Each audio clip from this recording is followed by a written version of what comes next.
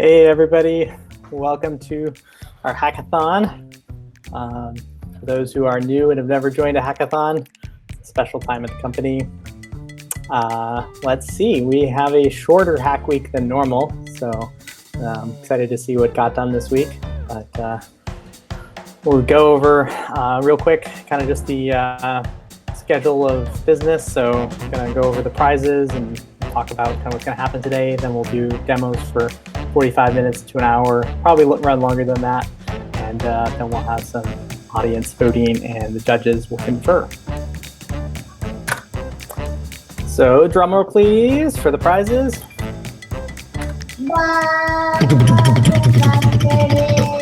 And for folks who are wondering why is this pirate themed, why am I wearing a pirate hat? At r2c we use the pirate funnel for the AAARRR awareness, acquisition, activation, revenue, retention, and referral. And so we're focusing on the three middle stages for that. The first one up is acquisition. And Pablo, you are the judge for that. You want to tell us a little bit about what acquisition means to you?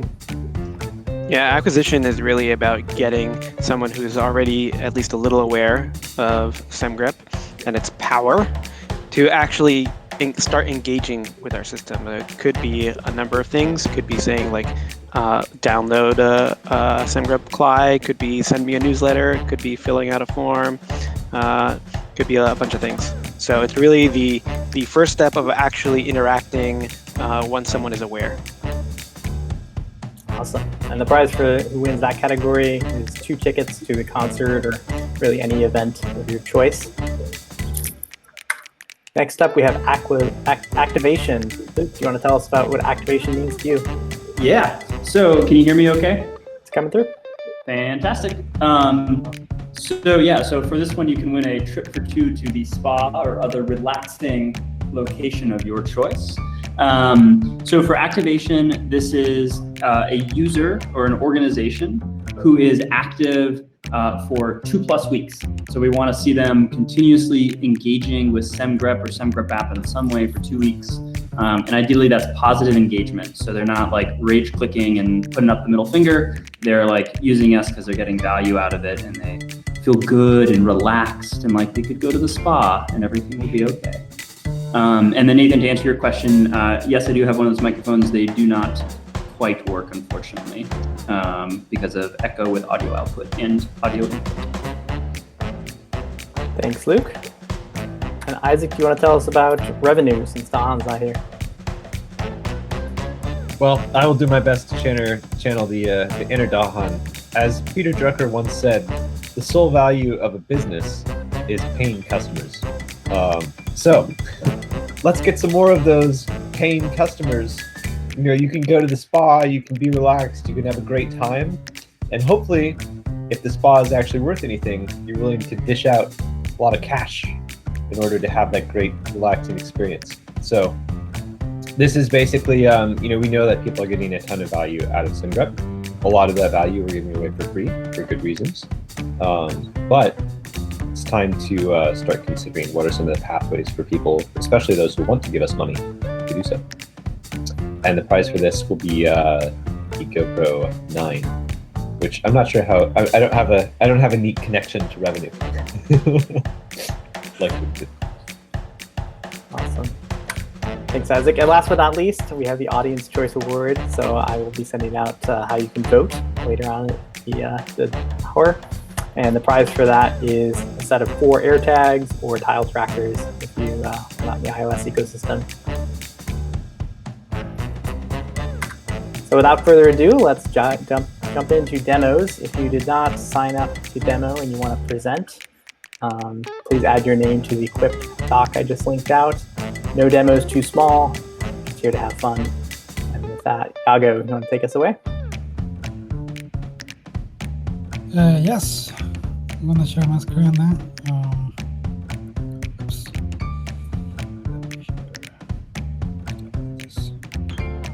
Oh, sorry.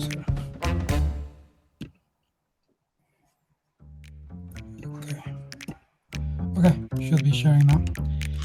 Yes, so I implemented basically the the new taint mode that we discussed a few weeks ago. So if you remember, I posted a proposal. Some of you read and commented, and it was basically a proposal to bring the search mode into the taint mode. So you could use the search mode to specify which is a source, which is a sink, and so on. So I spent this week implementing that. It's merged already, actually, so it could go into the next release. So I will just show you a few examples of stuff that you can do. So for instance, this is a simplification of Node.js scan. So now you could specify that a source is a pattern, a conjunction where you need to have the require inside the function, and then the source of the taint is this particular parameter when you index it with a query field.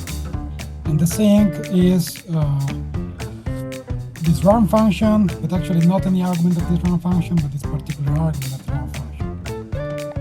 Okay, and then you can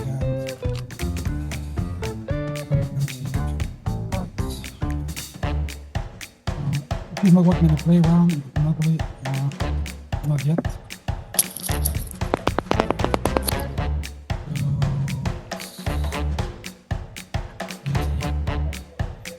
Finds the stuff, so it finds line 11, finds line 19, 26. Well, I will have a few tests. I mean, you can also take a look. I will just show to finish. So I look into one notebook and the entirety of it into the new format. So this is the old rule, kind of large. And now it should be able to fit in this. I'm not 100% sure it's 100% equivalent, but it should be fair. It should be fair equivalent. Maybe somebody can take a look, anyways. And you know, it kind of works. Where is this?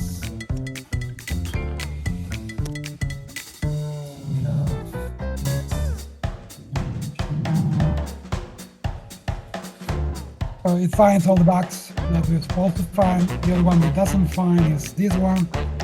And that's because now, well, when we use taint analysis, we are using this IEL, intermediate representation.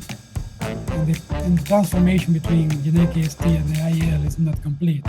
So I guess there is something here that is not covered. So this is just another reason to actually put some time into completing this translation. But anyways, for the rest, everything works. I mean, I don't know. I don't want to go into. I guess the first example was kind of illustrative. But yeah, you can basically write any pattern formula here. Anything you want. It will be used as a sink or pattern as sanitizer. So it gives a lot of flexibility. Gago, I feel like your style is so relaxed. If you'd asked me how long this would take, it would have been months. Great work.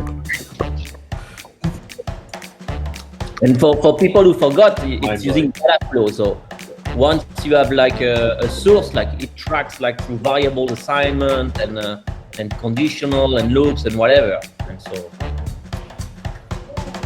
yeah, you don't need to specify. I think that's the main reason why it comes from 300 lines to 50 lines in the example you showed, because with the search mode you need to specify all the possible ways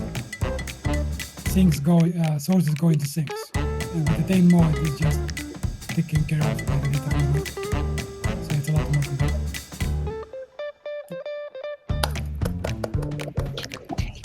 Super cool. Vasily, you're up. Here I go. Hey, hello. Do you hear me? Come Yeah. through. Awesome. I have only one screen, so if anything goes wrong or you want to let me know about something, do it with the sound, please. So So let's go. You should see my screen now. Yeah.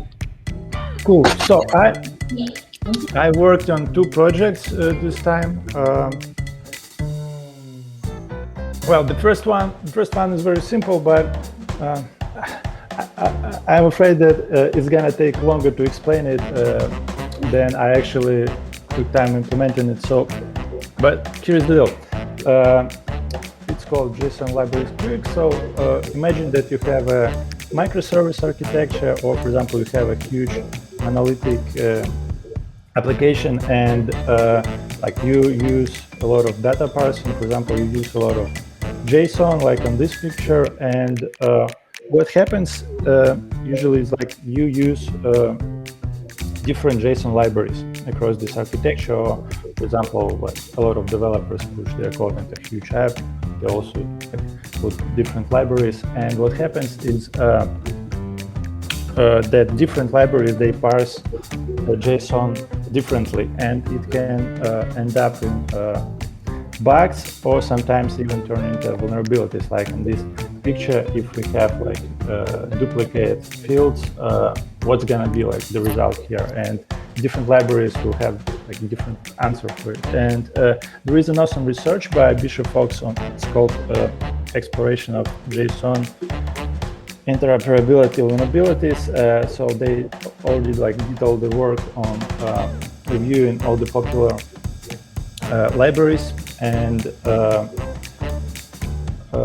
what they say, I have like this is the example of like vulnerable JSON here, and this is from their research blog post. I really like advise you to read it. And in the end, they say like one of the advice is like, for software engineers, take inventory of your existing parsers across your architecture, and for security folks, if you have access to source code, look for parsers with known quirks. And it all sounds like a perfect job for code asset inventory project. So what I did, basically I just wrote a lot of Kai rules with all known JSON parsers for different languages, and enriched it with some extra metadata on like which quirks, because there may be a lot of them, not only like the duplicate keys, but also how the data, like is it allowing comments, or how it works with large numbers, etc. And I extended the SAMGREPL, so the project that like behind code asset inventory project that like identifies different Kai stuff. And well, you should see, yeah. So I just added one more check for the JSON bugs. So if you have libraries that have different ways of parsing, it will be highlighted here in with the SAMGREPL. And the thing is that it's very simple but powerful thing, I believe, and it can be extended not only for JSON, for any kind of parsing, like for XML libraries, for parsing, I don't know, URLs, and well, some companies are interested in Kai, so I believe this is gonna be like an interesting feature to add to this project. Yeah, and this is just a screenshot. What else? Also, I worked on another project. It's a Twitter bot for SAMGREP rules. This is just a testing Twitter account. It's private, so that nobody can see it, where I just did an experiment. It's not only a Twitter bot, it's also a GitHub action. So how it works is, yeah, I didn't play with the real SAMGREP rules repository, not to break anything, and it's just easier to test on like a testing repo. So like every time you push new rule to the repository, this GitHub action works, and tweets to the Twitter about your new rule, so that we could like have better awareness of users on how many new rules we push. This is how it's gonna look like.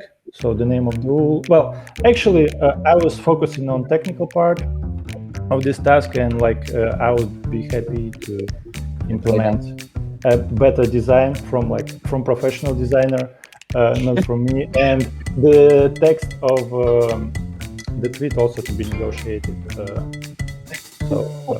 Yeah, but it works. So yeah.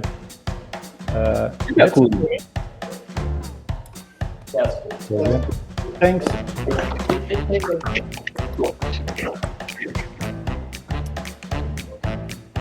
So the secret to winning hackathon projects is to demo other people's work. So that's what I'm going to do. So let's talk about iframes. If you've ever gone to our development docs, you've seen a page like this because the docs are hard-coded to point to the production embedder. And so you actually can't load it because it's not on the same domain. It doesn't really matter for our docs, but it means other people can embed Sabrina's embedder on their website. You know, they write a blog post or whatever. And so I wanted to tackle that. So why is this happening? Well, because we have these X-frame options, same origin, so security header that gets set. And you're like, okay, let's just take that away. Like, who needs that header? Well, it exists for a good reason because of this clickjacking attack where you want to make sure that other people aren't iframing your login page or things like that. So what we need dynamic headers. I looked at how YouTube does this, and they actually, if it's an embed URL, they don't have that header, but everywhere else they do. And so it took me a few tries. If you had this, yeah, try this 7, try 8. It's hard to test this stuff locally, so I kept pushing to dev last night. And now what I skipped over. So what I ended up figuring out is you can use these maps where it'll take the URL, and if it has the word embed, if it starts with embed in it, then it will not set the header. And so if you look closely now, this is the editor URL, and you can see there's this red X-frame options. And then if you look at the login page, it's there, it's green. And so I can show you that live, how that works. So here's staging, embedding Isaac's print to logger function, and you can embed it on any site. But one more thing. So also demoing other people's work. So if you haven't seen Clint's Let's Get to 10,000 Rules web doc, it's really great. You should read it. But thought, hey, can I take a stab at making this real? So we have the semgrep.dev for hackers, and it's an invite-only link which you can get invited to. We give you a little bit of instructions, and then there's 4 choices you can do. You can submit a new rule, you can report a bug in an existing rule, you can add a new secure default rule, or you can make a new code asset inventory fingerprint. And so we can have a kind of a SemGrep Gold like reward system, karma, and then also if we review it, we can start to spend a little bit of money and pay folks for rules. So let's see what that would look like. If you want to update an existing rule, there's an instructions block here. And if I load this, and my backend still works. So then you get this rule. You can see the rule here. I broke apart the embedder, and we can have a wizard-based flow. So then someone can say, okay, like this code should match. Probably needs a little bit of cleaning here. And then I'm going to give a note. And if you want, like the workflow needs to be kind of rethought, but how would you actually like incentivize people to tweak the rule, add an extra pattern not, add an extra pattern either, something like that, and then submit this for review, give them some gold, and send a Slack message. And so I haven't wired up the back end, but got this all working last night. Nice. Yeah.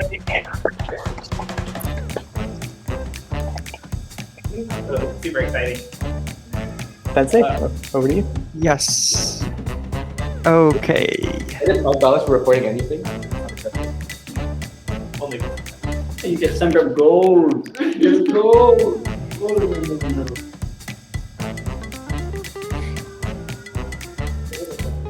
All right. Does it work? It's coming through.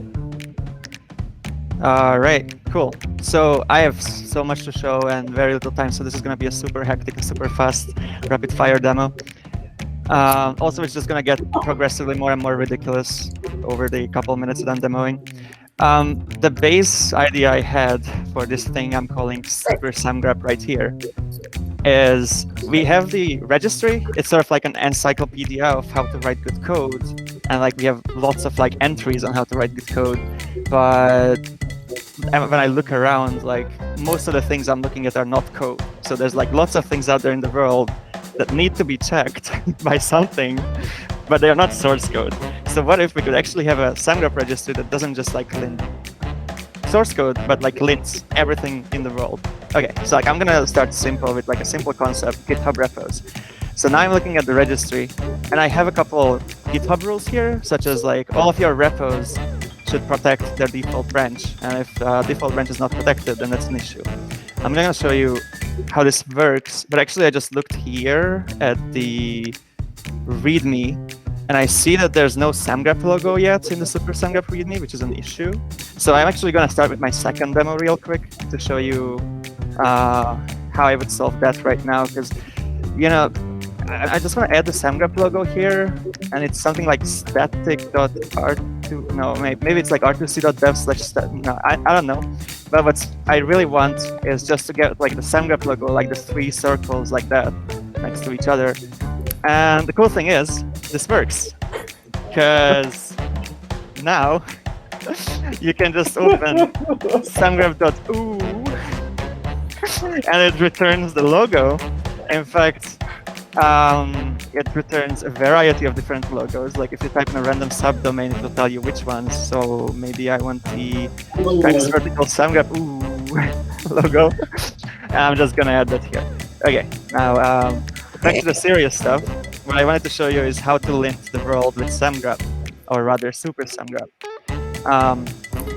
The rules that I just showed you, like there were 4 GitHub rules. They run from the actual SamGraph registry. There were no schema changes or anything. But like now, when this comes in, like this GitHub rule, it's asking me like what GitHub namespace I want linted.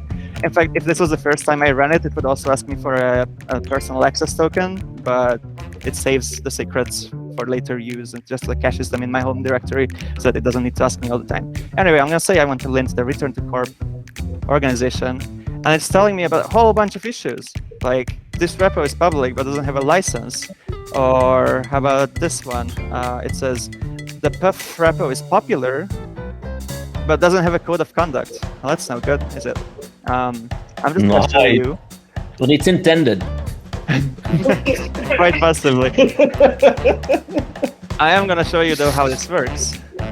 So what happens in the background is just by saying that this is a rule for GitHub repos, Super SamGraph figures out how to get the data for it, and then we can just lint the JSON of the data available out in the world on the internet. And I'm going to say that like if there's a repository with a certain star count, which is above 100 stars, ooh, nice, then it's an issue if code of conduct is null. And the same way, like we can have rules such as default branch is unprotected. So like if the default branch of the repo doesn't appear in branch protection rules, that's an issue. Okay, so this thing also comes with a Super SamGraph agent. So one thing you can do is set up these rules for yourself in a SamGraph policy and just run it on a schedule like every day. And then you're gonna get, first of all, you're gonna get all the issues the same way I did there. You also get this table of findings, so you can sort of triage all of your issues on your GitHub configuration and figure out like how many problems you have. And of course, like you also get SamGraph Slack notifications about these branches are unprotected, gotta fix that, these are missing licenses. Okay, so this was the normal part of the demo, but I really wanted to like lint the entire world. So here's Spotify. I put together a playlist. It's a special made playlist for this demo. Nirvana, Taylor Swift, Coldplay, AC/DC. Do you see the issue with this playlist? Because I do. And there's Taylor Swift in it. That is not the issue. No, don't say that. Let's just run the Spotify rule set. Let's just run the Spotify rule set on it. I'm gonna copy the link to the playlist. I just need to get the playlist ID because someone is asking me for it. So it says, give me the playlist ID. And it says, well, I can't really read this. It says the tempo dramatically changes between Nirvana and Taylor Swift. This is not good. So actually the correct list for the Nirvana song is somewhere around here. So we have like a nice gradual change in the And so now if I get it back from my clipboard history, here's the playlist ID. And run the scan again, 0 findings. I fixed the playlist. No more issues here. That's a rule. Now, I'm gonna show you real quick what this looks like. So I have, from Spotify, you can get like data about the playlist and also the track's BPM. So I just have something that looks at successive tracks in a playlist. Oops, I went waiting for there. So 2 successive tracks, grab the tempos, and with meta variable comparison, we can see if they are close enough to each other in successive tracks. The backend, by the way, the way this works, again, like we just add a metadata that says this is linking Spotify playlists. So there's a corresponding Python script in SuperSamGraph, which first of all defines like what is needed for this linting, such as like it needs to come from playlist ID. And after that, it's just like a super simple Python script in like 10 lines that grabs the JSON. And okay, I still have one more, even more ridiculous demo. So I shared this picture. Luke and I at the Greek Parliament. What is the issue with this picture? Not wearing hats. No, Fences keep so guessing. tall. Keep guessing. It's not centered properly. Well, okay. There you go. Okay, so here's the issue. I will just run this photos linting rule. It's just gonna look at all the JPEG files in the current directory or like under the current directory. And what it's gonna tell me is Greek fashion policy violation. You're not supposed to go out in pants in the Mediterranean. What's happening here is that Google's Vision API is giving me so much data about what's on this photo, such as like labels. There's buildings, shorts. It recognizes that this is the Greek parliament and gives me the latitude and longitude of where the picture was taken. And I also like somehow like figured out sort of from bounding boxes, like what's within bounding boxes. So like one person, the good one, is wearing shorts. That's great. The other one, me, not so great. And the rule is actually very simple. So you just grab the latitude that was recognized, check if it's like under 40 degrees latitude, so like in the Mediterranean, and if inside a person there are pants, that's no good. Okay, one last one. One last one. This is with Drew's pictures. So you might remember that on April 1st we published this cat in the hat attack SamGraph rule.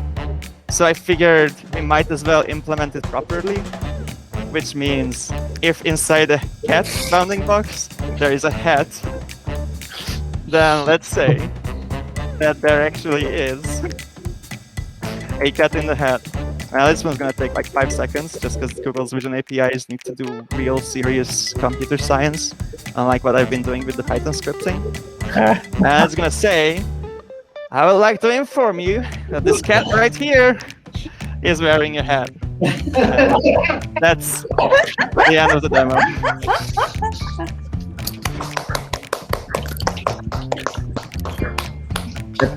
A true pirate. Did you accidentally that Spotify went to a Spotify engineer? You should, if you could. Good luck for the next one. Yeah, it's not that analogous. Yeah, it will be. But I will try. Oh no, this one's really good. Join us all. All right. Can people see my screen? Yes. Great. Yep. Great. Yep. Thanks. So the gist of this demo has a little bit of a story behind the scenes, I guess. So I wanted to do for a long time, like the ability to, sorry, let me start over. Let me try this again. The fundamental limiting factor that we have in SamGraph is that it is only limited to single files. And so for a long time, I've wanted to be able to like cross the bridge between the several files. And the archetypical example that I've used over and over and over again is the idea of like rendering Flask templates, using some of the information that's only available on the server side. So there, you might have this Python file that has some data in it, and then there might be some data that gets passed into a template that you want to check for. And so, with SumGrep, what we do right now is we only check single files. I've always kind of wanted to cross this bridge, so that's kind of the background. So I built this ability to create join conditions on SumGrep rules, where effectively what you're doing is you're using a SumGrep query to create a database, a relational database on the back end. So you get all this data about the code that you query for, then you can conjoin them on join conditions, just like in a normal database. And so for this example, what the conditions that need to be met are there needs to be some user input, Flask user input, which is here in the red. The variable needs to be rendered into a template, and it's given a specific template variable name. And then that, for this specific instance, the template has to match a specific extension, because for whatever stupid reason, Flask extensions are only escaped if they end certain extensions, which has always bothered me. So we have to match these three conditions. So user input into a template variable is rendered in a template that has the wrong extension. And so now we can do that. So I implemented this mode called join. It uses references to other rules, and then you can specify some conditions on which, if all of these conditions are met, it will report the finding. And so the user input condition is satisfied by this condition here. Checking to make sure that it's rendered in a template is met by this yellow condition here, and the path condition is met by this condition here. And so if we run it, it will tell us that this one comes from user input, was rendered in a template where it won't be escaped properly. And so that's the gist of it. And so we can try and run it here on that specific example. If I need to zoom in, it's okay. Yeah. This is the example. We run it, runs all three rules, and then tells us that the conditions were met. And so, since what this is really doing is it's using SumGrep to condense information about a code base into tables that you can then query. There are lots of other questions that we can ask about. There are lots of other questions that we can ask about code in this way. And so one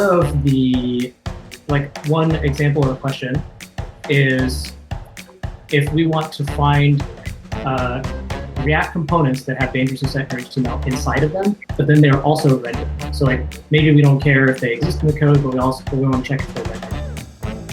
So we can do that with a rule that looks like this, where the React component class has presence of dangerously set HTML in it, and then it's rendered somewhere. So if we run this on a code base, this will take a while, and so I already have it populated here. And so it tells us hey, these components have dangerously set HTML. This doesn't necessarily mean that it gets activated, but it is present in them, which is useful information. And so if we run over here, we can check this. We can check this to see that it matches. So the components that it's saying that it rendered are plugin help, lots of plugin helps, user list page, etc. And so if we rip grep for dangerously set HTML, we can see it's if there's plugin help, there's user list page. So it works, which is kind of neat.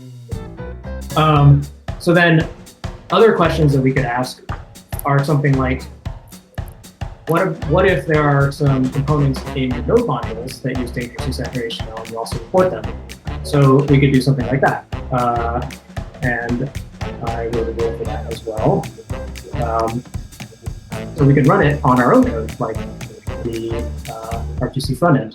And so what this one does is it'll check for any module with dangerous HTML somewhere in the code, and then it'll check to see if it imports that module using a separate.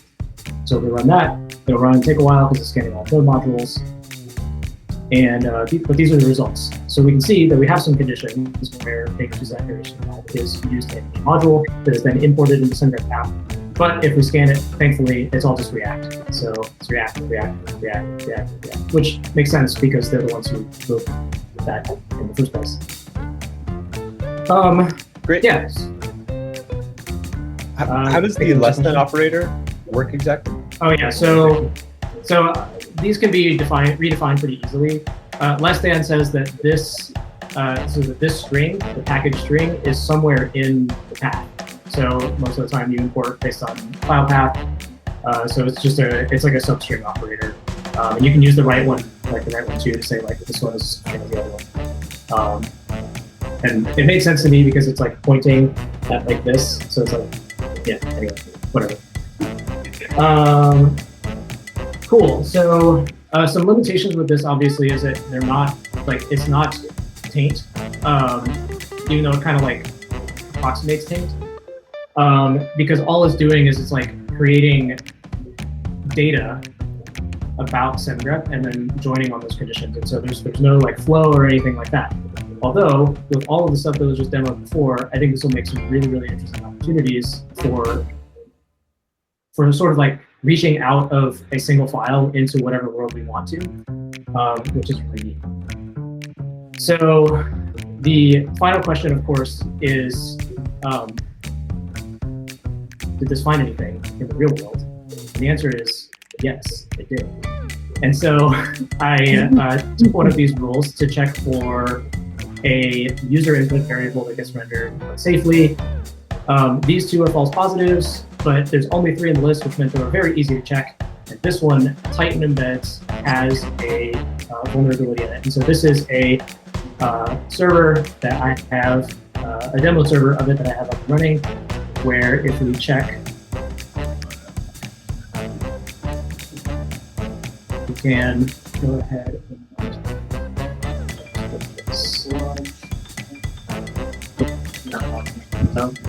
works. Boom. Another pirate here. So that's everything for my demo. I'm also presenting on behalf of Matt. So I will go ahead and cue that up. Matt, if you want to unmute yourself so you can talk while the GIF runs. Sure. Am I next? I believe so. Yep, you are. Yeah, before you pull it up, I can give a brief kind of motivation here. So I think, coming at this from the perspective of an AppSec engineer, they're often tasked with looking for risk across, hundreds of repositories or hundreds of projects, and they're not intimately familiar with any of them. So they'll come in and work with a team, and all the code will mostly be new to them. And so you can run static analysis and look for vulnerabilities, and maybe it finds something or maybe it doesn't. But what you would really like to do, what's that? Sorry? Sorry, no. What you'd really like to do is identify potential areas that, manual investigation may be required. Oftentimes the nitty-gritty comes down to looking into it yourself, and unfortunately static analysis tools cannot find everything. So what I worked on is familiar to some people in the company. It was pulled out of the old Kai or inventory work, and so now it will be in the in a beta state in SendGrep app. So if you'd like to pull that GIF up, Grayson, that'd be great. So more specifically, we pulled the routes and hotspots functionality into on a per project basis. So what this does is it looks for HTTP routes in your code base. It's currently hidden behind a super secret route, or super secret URL path. So yeah, it just gives you kind of a layout of all the HTTP routes in your code base. And then similarly, there's hotspots functionality, which is kind of looking for these aren't vulnerabilities per se, but it tells you, okay, here's where all your network calls are. Here's where your authentication and authorization calls are. And those are places where it might be like an inflection point of like, okay, here's all the authn, auth, I can go investigate each of those and manually look for bugs in that part of the code base.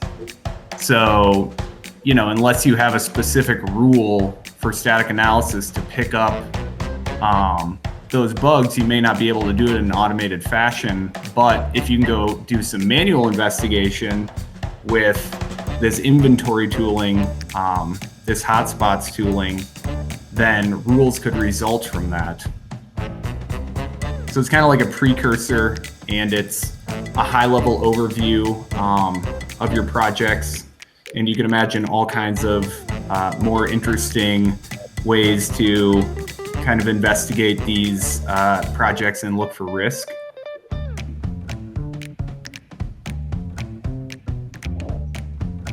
Oh yeah, I did it in a GIF because my internet's too terrible. So that's why Grayson's showing it off for me. But that's all I got.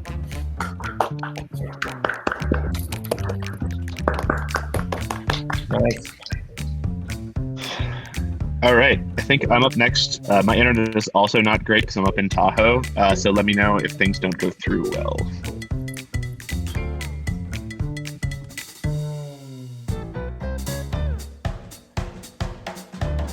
Okay, so this presentation is what if SemGrep plus Minority Report, by which I mean really, let's use our data to recommend useful rules that you might want in the future. So let's start by doing a really deep dive into similarity algorithms. We got a few here. Just kidding. Just like any other machine learning or data science talk or anything like that, we're going to skip over any of the math that actually underpins it and just move on to the fun stuff. So the data that we have here is we have our rules and rule sets that are already like within a particular org. We have our like whole registry of rules, which also includes like, dates of like when they were added. We have inventory data from Kai about like what exists within a repository and within a project and within an organization. And then we also have the previous recommendations that we've given.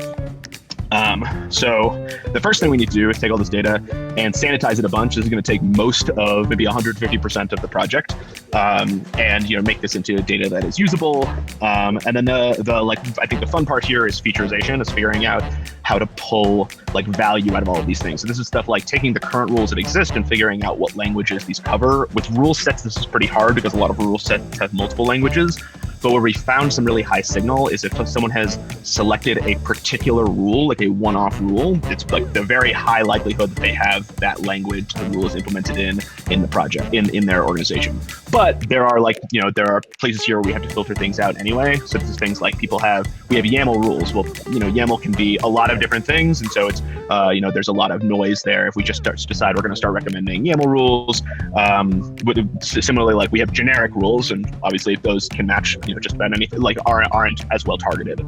That's where inventory data can really help too, because this helps us to know like here are the parts of your app that are like here are the features that we know we've seen in your app. So the highest like value features that we found are things like what exists in your app and these one-off rules, and where those two intersect, there's a lot of signal.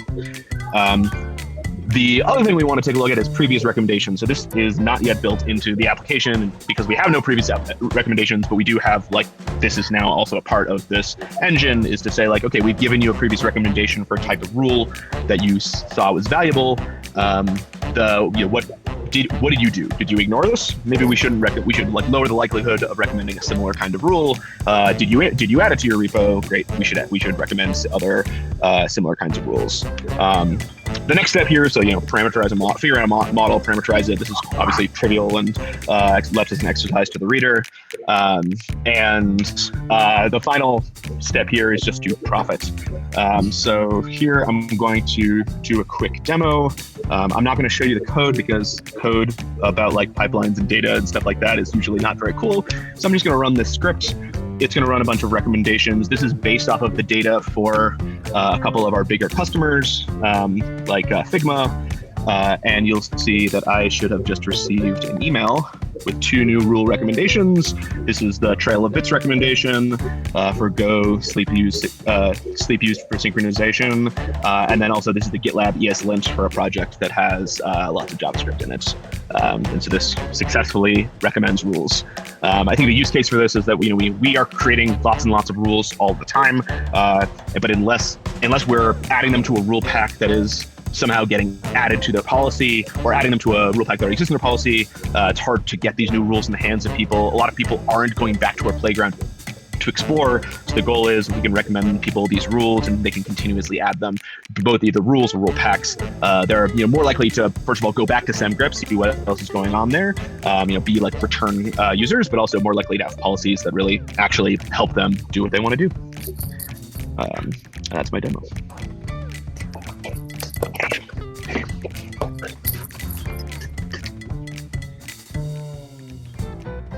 Tin, I think you're presenting. Thanks, Adam. That was awesome. Okay, so it's my turn.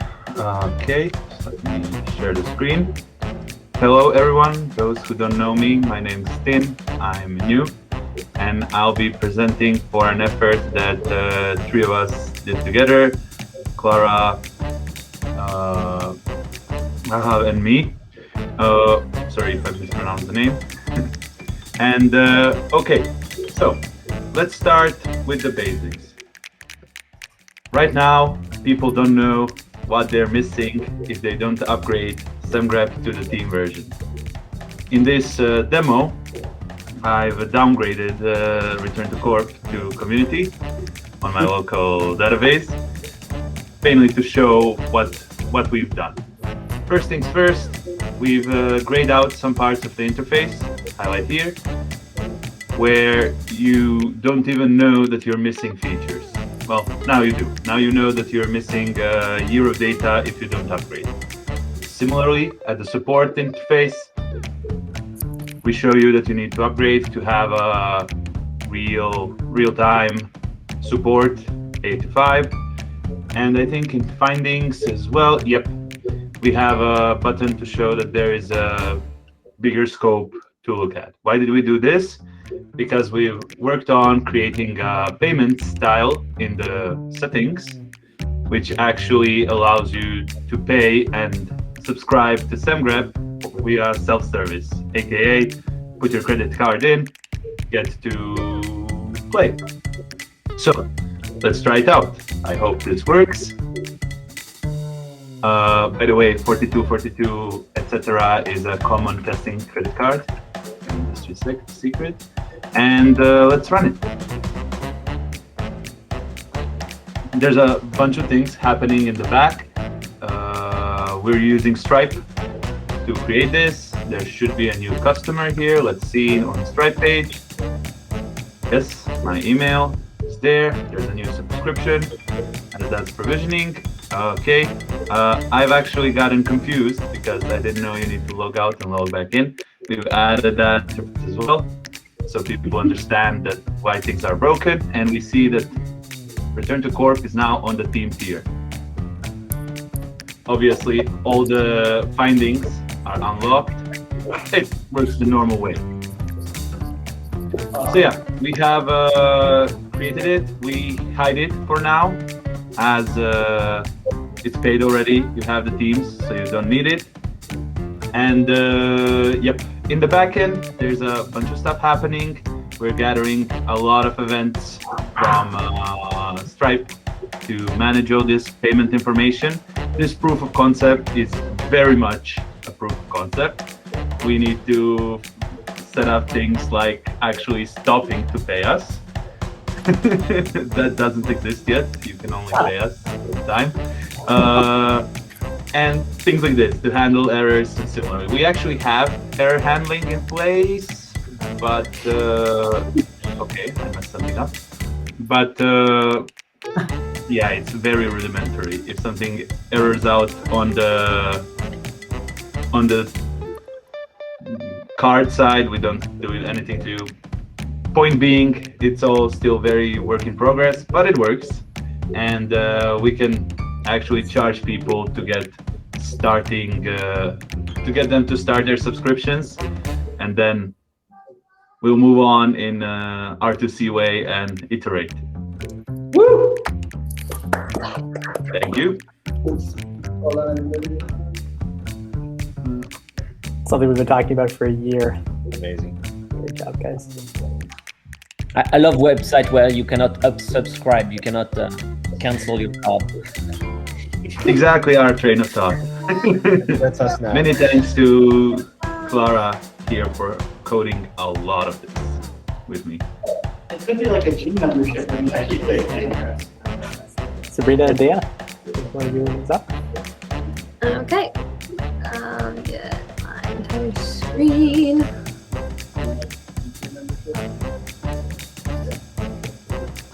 Look, they have to call us. That way we can do it. Yeah, put in my number. Put in my phone number for cancellation. Okay. So can everyone see the presentation? Yes. Cool.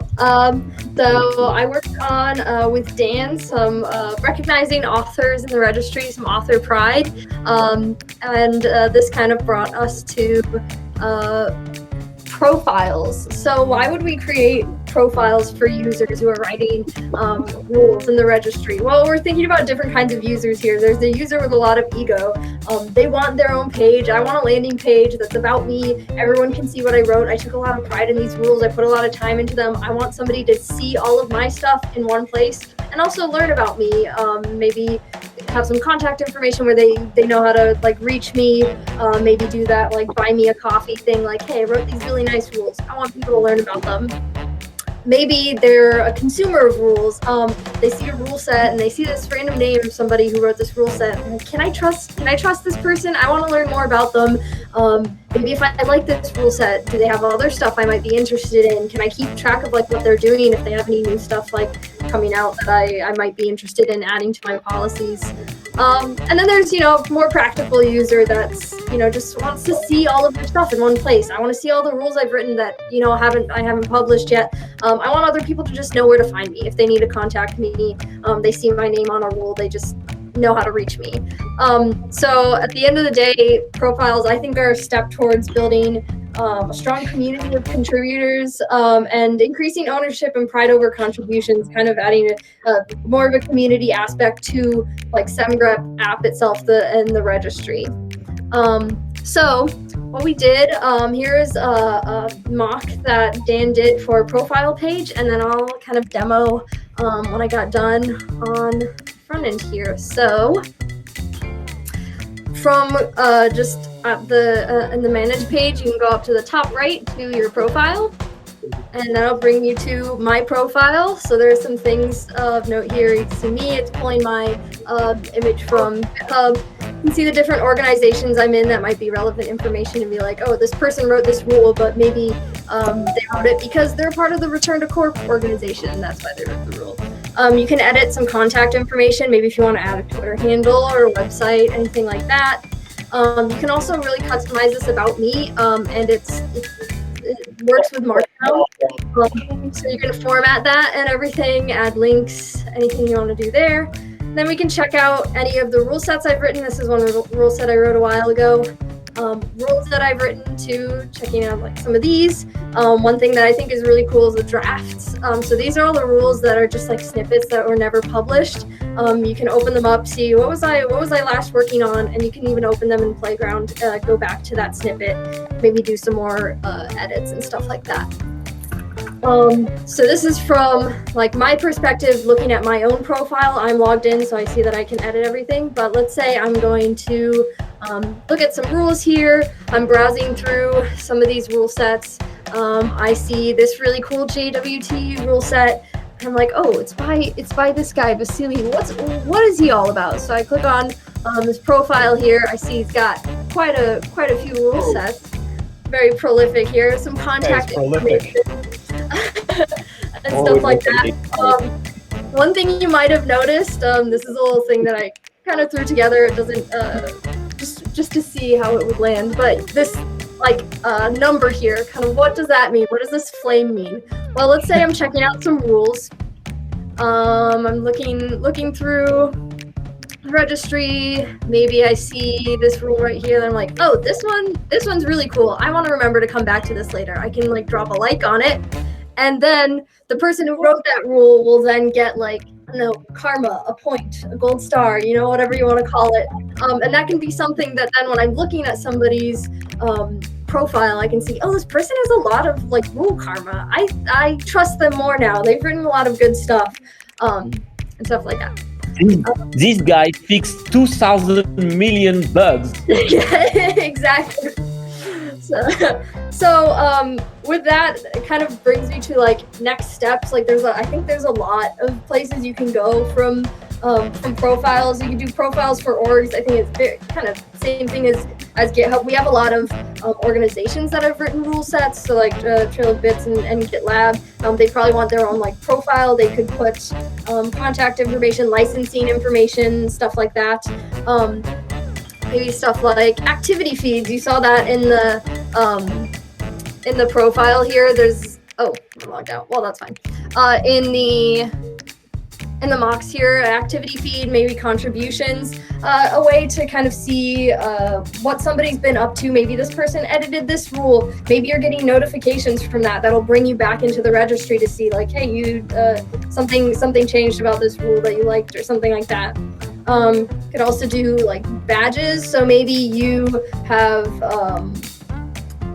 fixed a false positive in a rule, and r2c could award like a badge or maybe like extra karma, stuff like that. That can show up in your profile and just tell someone like, hey, this person's like writing some really good stuff on the registry.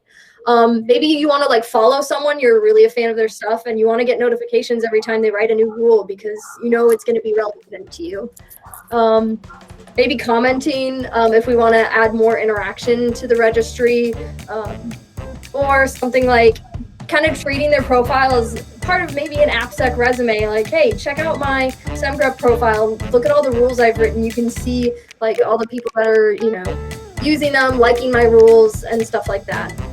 So yeah, I think there are many directions that we could take once we start with like SemGrep profiles.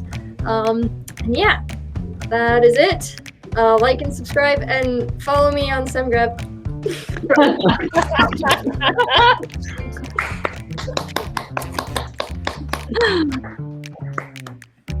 That was amazing. I think Pablo? I'm next. Yep, we've got 2 demos, and then we'll take a short break. Okay. Tough acts to follow. All of these. I have to pay more attention to where I sign up on the list next time. So this is about our docs. So of course everyone knows we have docs. We've gotten good feedback about our docs. They're good. But docs are really important to adoption and the user experience. So the idea here is, what does it take to catapult our docs to the exquisite level? And so this demo. Can you share, Pablo? Yeah, I'm about to start. Okay, right. This is a proof of concept of our docs running on a React-based docs platform called Docusaurus, recommended by our resident product hunter not too long ago. And here, you should see it come through in a second. Spence is lounging and smiling. So you can see this is our current docs content. It has a really nice like default look and feel. I've customized it a little bit to match our style, but it's like not that hard at all. And that's also true for the mobile view. You can see that this all just kind of works, and it has a little nav as well. And speaking of the nav, it also lets us have the hierarchy that we want, that we've always dreamed of, and we're not too limited by the framework that we're currently using. So that's pretty cool. And it's also enables React components. So it opens the door for deeper integration of our docs with the rest of semgrep.dev. And one cool thing is that it uses something called MDX. And if you're not familiar with that, here's an example. This is the extensions doc page. And it starts here with some juicy YAML front matter. Then there's like, oh, this import thing. Then there's regular tasty vanilla markdown, headers and links and code blocks and stuff like that. And then you can insert a component like this, And that just makes it super easy to standardize things like this thing, right? If you need more help, join the Slack, or hello, like an upgrade to credit card type thing could also be included there. And I think the thing I'm most excited about is that it opens the door to a unified search across registry and docs. So we're starting to see more and more that like what things people search for in the registry and docs. And so through here, we can just very quickly search for, pattern not or something like that. I didn't prototype this, but we could also have here rules for that are suggested as search results for when people are searching for SQL injection or whatever it is. So they don't necessarily have to like flip back and forth between docs searching and registry searching. Wow. So that is it. Wow, a huge upgrade.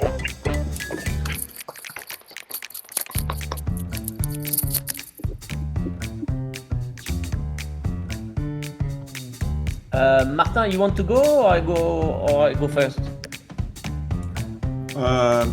Yeah, let me start because I have a list of all the languages and start sharing. My screen should be coming now. Right. Okay, so Pad and I worked on adding more languages to SemGrep. So this is the new list of all the parsers we have from TreeSetter. That's the first part of supporting a language. So we added this week Bash, HTML, Vue, SQLite as our SQL dialect, and the other one, Dockerfile. So this is good, but this is not the whole picture. So I'm going to show you about what I did about the Dockerfile, Bash. No, I didn't do anything further about Dockerfile and SQLite, but Bash was a new thing. So let me show you Bash.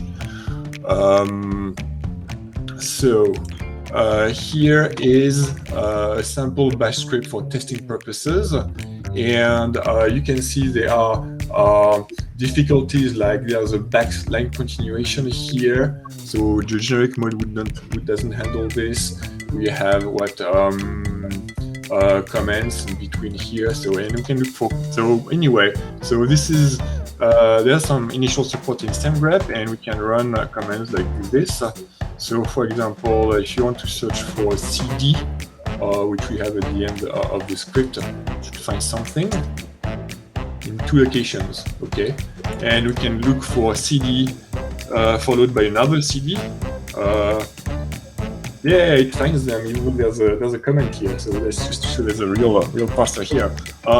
And we can do other things like so it's not complete. We don't support SemGrep meta variables yet, but it will come.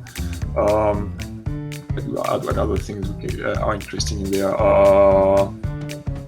To do something. So yeah, it's found. We can find for things that are in pipelines, like we can look for this x6-p, for example, and it should just find it. Yeah, it finds the line where it is. Yeah, so we have a Bash, proper Bash parser, and starts to work. So I'm going to pass the mic to Pad. Pad, your turn. Yes. So the context is that of this work is that Yago recently added this meta variable pattern, the language field. That means that now, if you have a language embedded inside another language, we can start to analyze it, and so we started to look at what are embedded languages or host languages, and so there's a lot of HTML out there with JavaScript inside, and so we should just parse this HTML for real.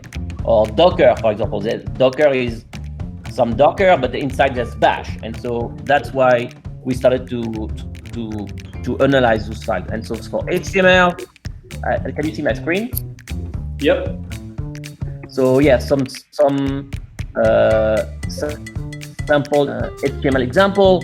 So here I have like two HTML with different attributes, and now if you run semgrep HTML-f HTML HTML. I don't have the skill of a certain Bense, and so what's important that this pattern is actually, you see, like you say attribute 2 and then attribute 1, but it will match HTML even if the attributes are in different order, because now we are parsing this HTML. Before you were for HTML, analyzing HTML, you were using space grep or the generic mode, but the generic mode doesn't have these semantic features because it doesn't understand really the text. So now you can use meta variable, dot. So here, that's the example here. You have like this $x for the attribute, but then we want C inside.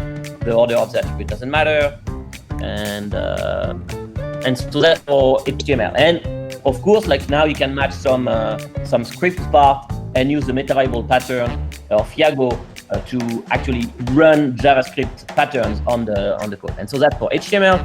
And another language that has a bunch of another host language that has a bunch of embedded language is Vue. So I don't know if any of you are familiar with Vue, but so Vue is a Vue file is composed of a template, which is kind of a React syntax or JSX syntax, and then there's a script, and then there's some CSS. And now you can just do Vue and then -e, I don't know, return test Vue. What was the name of the parsing basic, and it will find this, even though it's in the script part, because now what we do is that for this Vue file, actually, we just convert the template in JSX internally that is already in the generic ASP. And actually, when we parse the HTML, we do the same thing. For the HTML, we convert the HTML in some kind of JSX. And for the Vue file, we do the same. That is, we convert the template part in JSX and the script part in JavaScript. So then all your JavaScript rules will work on Vue files. And you can also look for JavaScript code, and you can also look for patterns, just like you can write currently JSX patterns to find just a JSX code. And that's it. So yeah, better support for embedded languages. I mean, we supported them before with the generic mode, but now we have more, like for example, the ... in space grep is limited to 10 lines. For Docker, it's a bit annoying. And so now, like, we can actually have better support and start to do semantic matching. And that's it.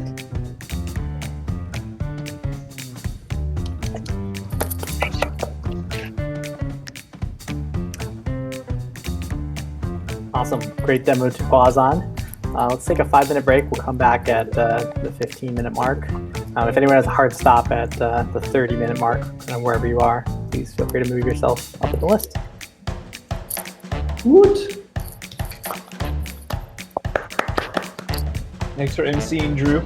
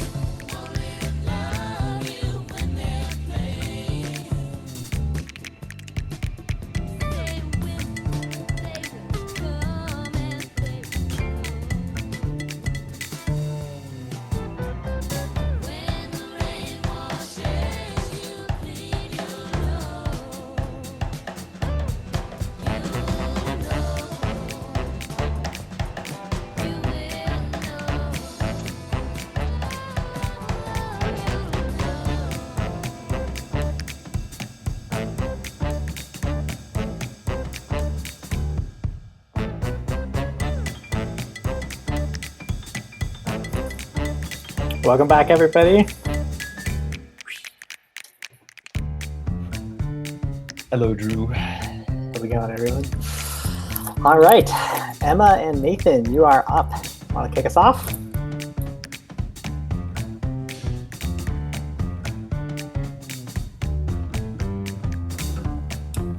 So I have to rearrange windows.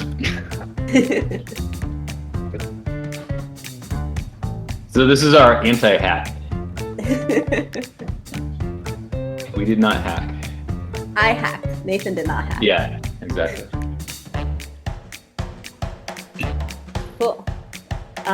So let's say you're a new, excited user of SemGrep. You've heard great things about it and you want to try it out.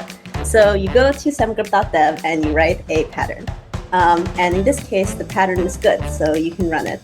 And it will give you a match. That's great. That's exactly what we'd like to see. But let's say you, being a new user, make a mistake in your pattern. So like, especially if you go into the YAML editor, like if you want to use autofix or something, let's say you accidentally use the wrong, you mess up the YAML. So we do give you an error message, but unfortunately the error message is not visible, which is a bit disappointing. You can actually see the error message. You have to click on like view problem, even if it's like hidden. And then you can go. That X, by the way, is a picture. You have to go on the right side to exit out.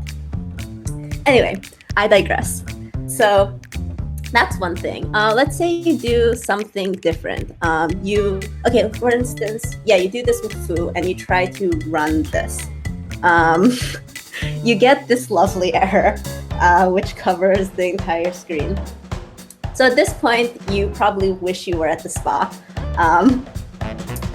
But you can still mess up in more ways. For instance, you can mess up the pattern, like you have this extra text, or maybe like you don't really understand meta variable syntax, so you have $2 or whatever. It's just going to give you a big red box around your whole rule thing. That's not great. Are we ready to change to the good example? So Nathan and I worked on making our error messages work again. So that's the anti-hack part of it. Nathan just cleaned up a lot of code. So to go back to our previous sample, first of all, look, you can see the error message. It's really exciting. And then let's say you do make a mistake somewhere inside. So you put foo, or really the most common one is you put language instead of languages. It will actually tell you what you did wrong nicely. And so you can kill it. And then, yeah, so you can if you make a specific error, it'll like identify where in the YAML the problem is happening. And then if you make a problem with the pattern, you can also get an error there. So we only get parse error here because of difficult, because that's all we get. But we are going to work on trying to get that more specific too. And this also works in simple. So in this example, if we have exec A, the error is there. We can add another pattern to this. So, you know, if we did like, yeah, that works. This will still show up as a problem with the exec A pattern, so you actually know which one's going wrong. And also, if you, let's say you are just writing some patterns, so you write like a correct pattern, like f of ... and then you're trying to write like f of quotes ... or yeah, exec of quotes. So like maybe this is a and is not type pattern, but you make a mistake. Now, SemGrep will warn you that you're making a mistake. It's an error right now. We can change it to a warning, and you can get a duplicate pattern error right there while you're writing code. So, and also, something that's nice is, I don't know if people knew this, but like if you make like a parse error here, the current behavior What? How was that found? Is it because exec is a keyword? So it treats it like a match. So actually, you can't see this, but if I put in a bunch of lines here, so you can. It actually kind of uses like the match highlighting, right? So it's like match 101, could not parse target. But now what we will do is actually just treat it as if it were any error you got in your editor. Although with this very strange file name. Very cool. Awesome. Moving right along. So I have a demo for Minnie, who is on vacation. But Minnie's been working on a contributor swag pack. So there's a company that you can basically give them a bunch of swag and then they will assemble these. And this is what's included in the swag pack. They'll get sent to some group contributors or kind of other people that we want to say thank you to. And then we'll get a nice landing page. So this is what another company's looks like, but we'll have a nice r2c branded landing page. People can just click redeem here and they don't have to fill out a Google form. You don't have to mail them stuff. It's a built automated swag bot. And this is awesome because remember, VC dollars are to buy t-shirts. So we gotta send people t-shirts. Awesome. Exactly. Isaac, the floor is yours. All right. So my demo is actually a little bit of a follow-up to what Nathan and Emma just showed, although they may not realize it. But imagine that you are Drew, and you've heard about this SimGrep thing, and you're like, I don't know, SimGrep, how is it even better than grep? And you come here and you click on Playground because you want to try things. You're looking at the Playground. Do you have a screen? I know, it's coming. You're looking at the Playground and you're like, oh, this seems really complicated. Like, I don't know, what's this $sign thing? There's tons of examples. It's just too much. You know, like I'm just here to like, all I want to do is like, if somebody types like import foobar, I want to tell them to like import foobar 2 or something like that. Well, for the ultra lazy, ultra efficient programmer, Boro and I have prototyped a wizard for SimGrep rules. So in the wizard, it is impossible to make mistakes in YAML because you can't edit the YAML. You just touch things in the wizard. So 100% of the time, the rules that are generated will be valid YAML, and the wizard will even generate valid test cases for you. So this is using a sort of expansion to the embedder, make this a bit bigger, that lets you like flip through the matches and things like that. But I can basically say, yep, I want to import foobar. It gives me a little message that's I'll change it more specific. Please don't import from foobar, and it'll suggest to fix import snafu instead, which is quite nifty. So that's pretty cool. Definitely just thinking about like, we see a lot of people come in and be like, oh, like I want to import and I want it to like match this regex and things like that. Another really common use case, oh yeah, and if you are like, oh, I want to do it for JavaScript, it'll change, it'll use the JavaScript syntax, it will like update the embedder to use the JavaScript matches and whatnot. But I'll switch back to Python for the next part of the demo. I can also come in and say, oh, I want to ban a function. And for that, I can say, oh, it's like named exactly foobar, or I could be like, well, I want it to match a regex, and it could be like something like this. And that will generate a meta variable for func, as well as a weird. It was doing earlier. It was properly generating constraints for meta variable regex. Oh, there we go. So I had there's a little bit of trimming that was going on that was too aggressive. But you can see that it's automatically added meta variable regex for me, which is great because I can never remember the syntax for that. And it's put my regex in there, which is awesome. Then I can come in and be like, yep, like we can have any arguments before that or after that. And by the way, I want this name to be exactly like arg1, and then I want there to be like a string that's like Drew. And then I want there to be like another regex that's something like 346, something ridiculous like that. And it's just picking up all those constraints for me automatically, putting them into the rule. And it has like a little preview actually of what it might look like if it was running on a GitHub code base. This is just like an SVG that Dan made a long time ago, which was a huge pain to actually have to code in. but the message changes, which is pretty fun. So yeah, and there's a couple other use cases and things like that, but that is the gist of it.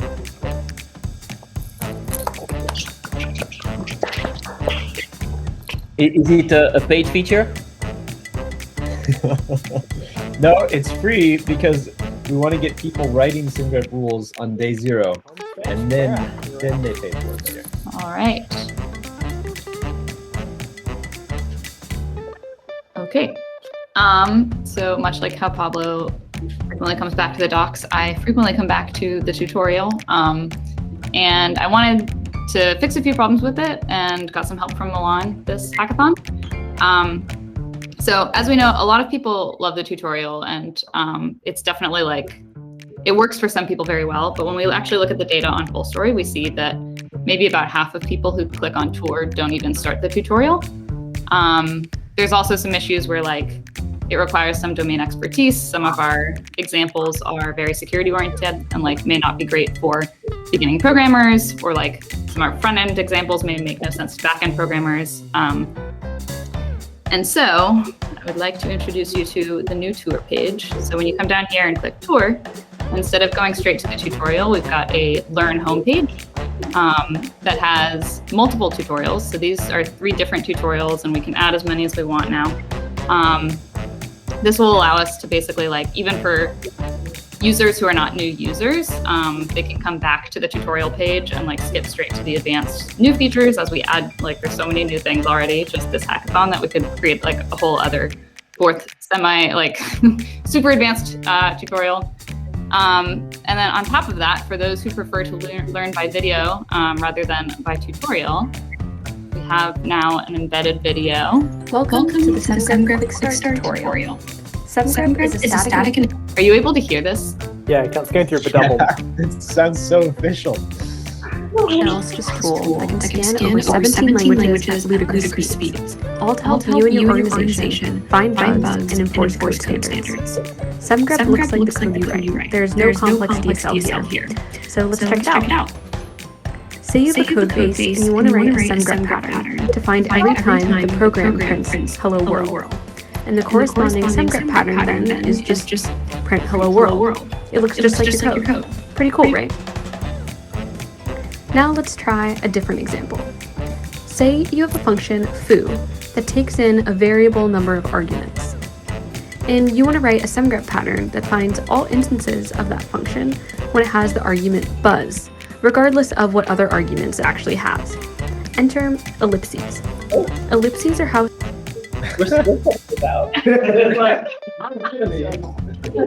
The mic. Clary, you're muted. Someone muted you. Whose voice it is?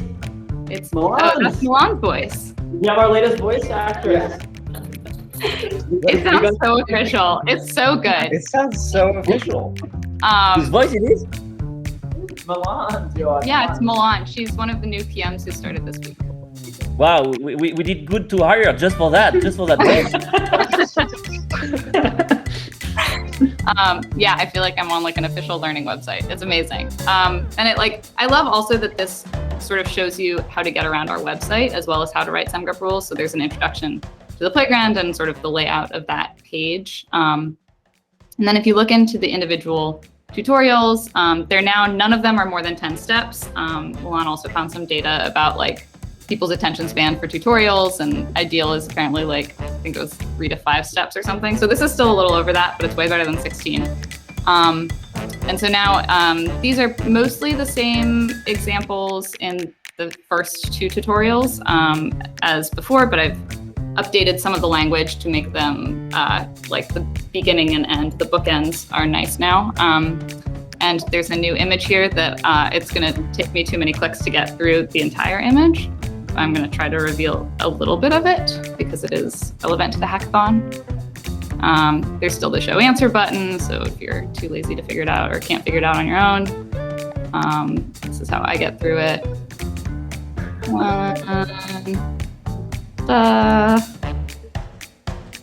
Show answer run. Okay, yeah, it's going to take a while to reveal this. let me see. I'll show it at the end. I'll show the images and share a different screen. So you can also get back to all the tutorials from any of the individual ones. And the advanced feature tutorial is the one I'm most excited about. It shows a lot of the things that we've worked on since the last, I guess, 2 hackathons ago when this was last updated. So we now have, in addition to meta variable regex here, there is a pattern regex. And actually, this is a pattern not regex. That I found. I was trying to look for a pattern regex example, and I found one, and I was like, this should be a pattern not regex. So now they fixed that themselves in the tutorial, and like rewrite this as a pattern not regex here.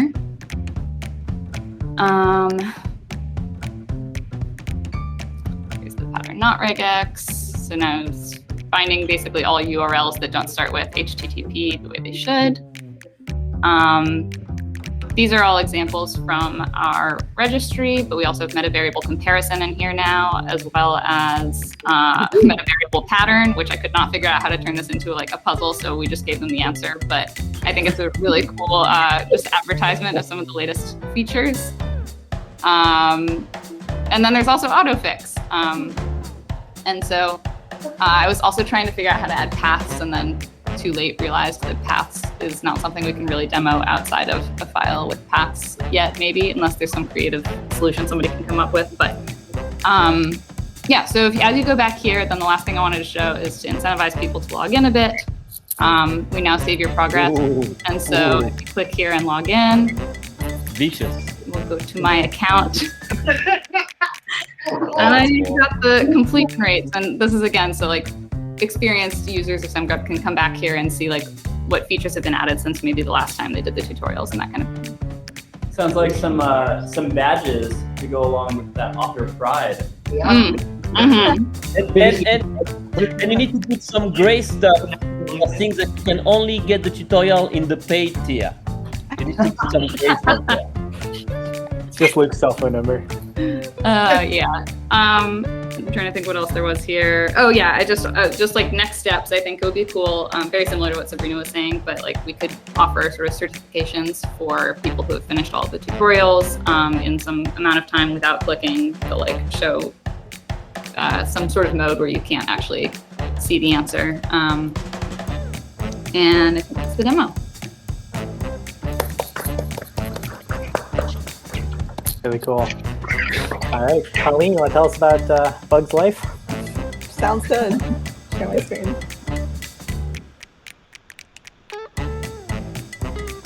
Yeah, so essentially Dan and I worked on r2c bug bounty for open source. And yes, so we named our presentation A Bug's Life, Squash 'em All. Can you see my screen? Yep. Awesome, perfect.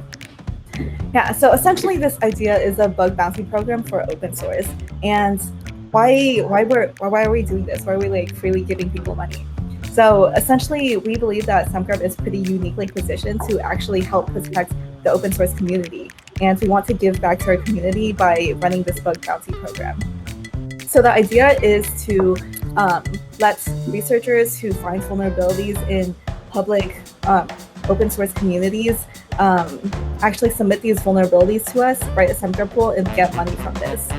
So another idea of why we want to run this program is because a lot of software in today's world depends on projects in the open source community, and with the increasing number of supply chain attacks, protecting the open source community becomes a lot more important. And so essentially we do want to build a safer world by protecting open source, and by hardening the security in some open source repositories, we can actually have a pretty direct impact on the security of our digital world. So other reasons why we want to do this is, of course, to bring more awareness to SemGrep. We can recruit people, and the best job application for security people may just be solving a bug bounty. And of course, because it's Hack Week and we wanted to. So what did we do? So essentially we laid out a clear design of what we wanted to explain, clear communication about our bug bounty program, and also some definitions of the vulnerabilities we're interested in, such as XSS, CSRF, SQL injection, etc. We made a link so it's easy for people to look at training projects and have some examples of what we consider as good reports. We also added some resources for completing the task of reporting these vulnerabilities, and also have a pretty complete payment structure with bonuses. Awesome. So we made a quick. So this is the site that we made, and essentially it tells you about our program and why we're running this and giving money to people. It tells you about our rules, so don't test anything that's not in scope. Don't actually just try to actively disrupt people's services, etc.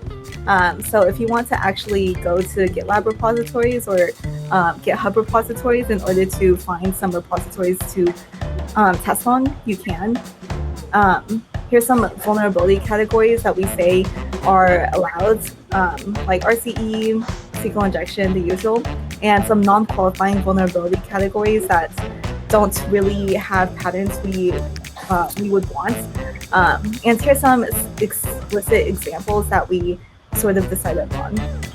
We also described an eligible report, so a working exploit for the issue is needed, and also a SemGroup rule pattern, along with anonymized test cases for the SemGroup rule.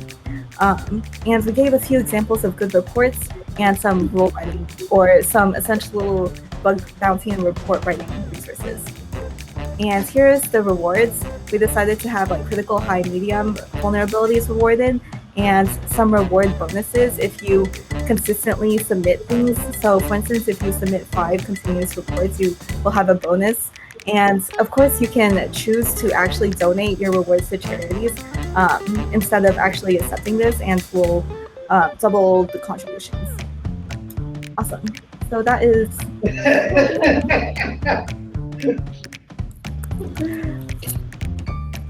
Thanks, Colleen. That was great. Next up, we have Chris, and Chris just started 24 hours ago exactly. This is probably his first time to meet the team. Over to you, Chris. Lie down. Yeah, thanks so much, Drew, for the intro. I'm Chris, and I am absolutely thrilled to be working with r2c. I'll be focusing on DevOps and site reliability engineering, SRE projects. So my first project aims to address a bad user experience and some log spam that occurs when the static assets, that is the JavaScript and CSS on the website, change. So this issue occurs because only the most recent versions of the assets are packaged into and served by the website binary. So any requests that come in after a deploy for the older version of the assets result in a 404 and errors. So the new approach is to serve these assets out of S3, which is a cloud storage system instead, and then upload every new version of the asset to S3 as they're created, while keeping around the old versions too. So my demo is a proof of concept showing the core components of this project working end-to-end on the dev website. So first, an example of the log spam that we're looking to eliminate. Each one of these pieces, or each one of these entries here, is a specific instance where a particular one of these assets could not be found. So next, I have the S3 bucket that I've created to host the static assets. And currently it just contains a little hello world txt file. And then finally, a demo here showing the contents of this file on the dev site underneath a specific path. So this exercises the Kubernetes configuration here that connects this path to being backed by this S3 bucket. So special thanks to Drew, Adam, and for Brendan for all of your help onboarding me yesterday and really enabling me to hit the ground running. I want to say thank you very much, and looking forward to meeting and working with you in the future. Thanks, Chris. Nice job. 24 hours. Awesome. Brendan, you want to bring us home?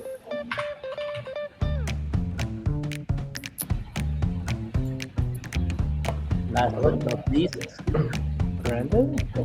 Hello? Brendan. Hey, Brendan. Can you see my screen? It's coming through now.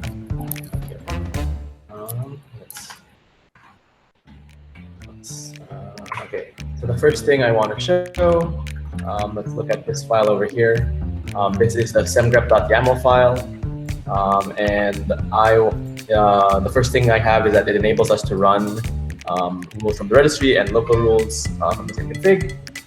So here it is running through. Hold on. Yeah, so you can see it's downloading the config. It's running both security audit and the EQ rule set. But just trust me that it does. But that's fine. But the main reason I wanted to do this is that now we can have something. Suppose so. Right now it finds a single finding.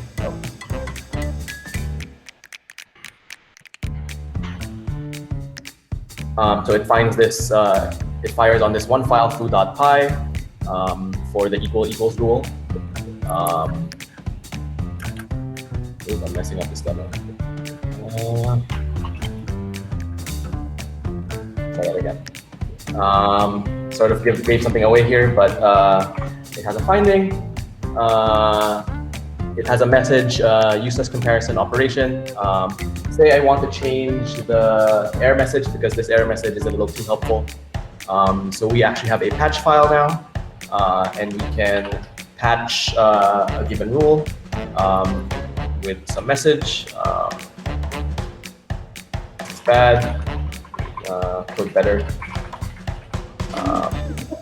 And now the message is updated. So that's the first thing. So we can patch the message. But let's open the EQ rule. And I noticed that for some reason r2c wanted to ignore a certain block. I personally want to ignore patterns inside an assert. How would I change that? Over here, I added a pattern ID to this pattern. And so one way we can change this is to add this pattern patch. And so now when we run semgrep config, it actually modifies the rule, changes it. And so now we don't fire because of that. But this is a little annoying because you actually have to change all the rules to have a pattern ID. So there's actually another way to do this, and that's to just traverse the tree down to where the pattern is. So we can have something like this, where we want to modify patterns. The element at index 1 is this one, and the pattern not inside pattern specifically, and we want to change it to an assert. So we can also run that. It also ignores it. And there are also other things we can patch, like we can exclude the path. So let's let this fire again. But we want to exclude, say, the path for a single rule.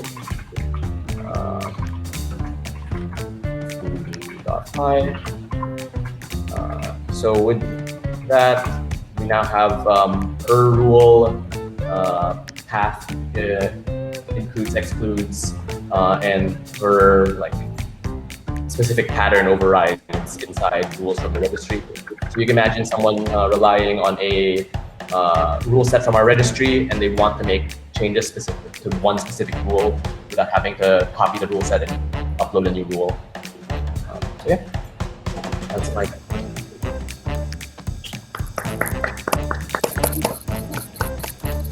Wow, a truly incredible set of demos. I feel like every hackathon we raise the bar.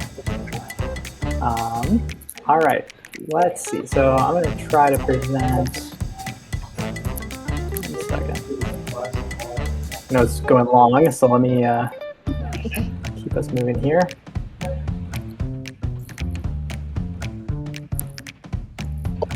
All right, so it's time for judging. Judges, you can convene in the judges room. And for everybody else, if you go to this link here, and I'll paste it in. If you go to this link, fail. If you go to this bit.ly link, let me just copy that in. You can start to vote for audience choice. How does it work? It is it's just a Google form link, and so everyone can vote once, and then the responses will come to me, and I will tabulate the results. bit.ly r2c hack week. Just one? We just give one answer for the audience award? We cannot give multiple projects? Sadly, double voting is not allowed. Thank you for your patience. For many, many good choices. All right, drum roll.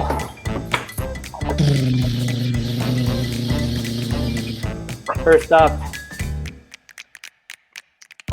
Pablo. Yeah, so this was very, very hard. It actually came out as a tie.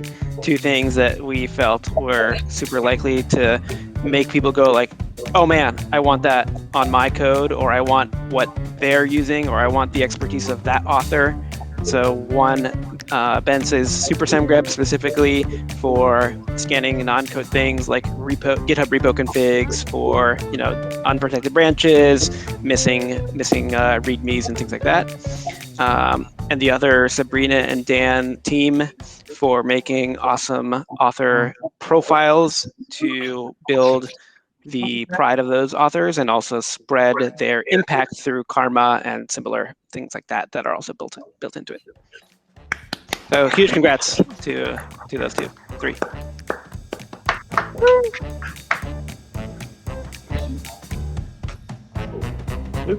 Wonderful. So for activation, a thing that seems like it will bring people back week after week after week is the promise of more rules, better coverage, and I feel like there were some juicy buzzwords in here that I just had to invest in. ML, AI, magic. So the award goes to Mr. Adam Berman.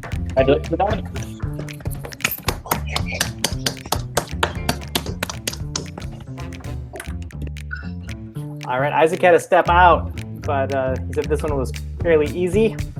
The prize goes to Tin, Clara, and Raghav for the Stripe payments. Congrats.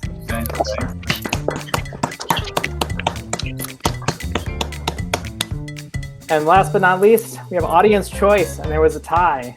So we have Yago with Tate 2.0. Congrats. And Vasily with the Twitter bot. Woohoo!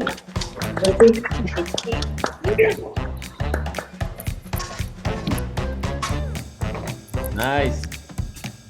Congrats, everybody. Thanks so much for all the hard work. Incredible amount of work got done in the last 4 days.